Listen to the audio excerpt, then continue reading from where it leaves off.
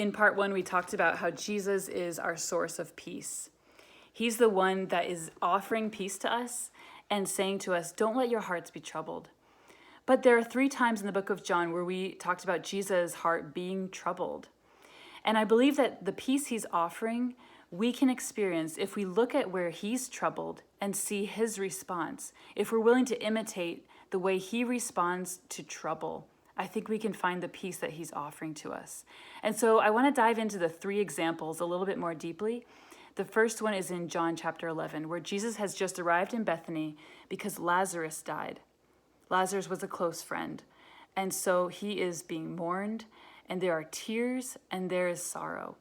And Jesus looks around and sees Mary and the Jews weeping. And it says that he was troubled and stirred in his soul. And so then he asks them this question, where have you laid him? And they say, come and see, Lord.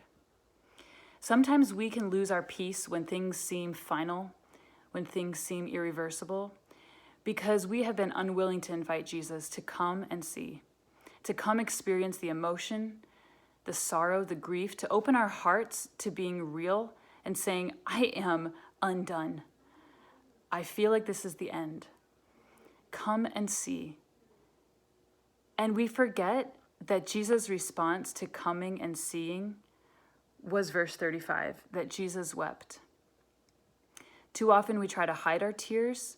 We try to apologize for our tears because it looks like perhaps we don't have faith. Maybe it looks like we're weak. Maybe it looks like we don't believe that anything good could ever come. But before Jesus performs the miracle, which he knew all along he was going to perform, Jesus wept. We think of Jesus conquering the world as he came, he saw, he conquered. But we forget verse 35. He came, he saw, he wept, he conquered.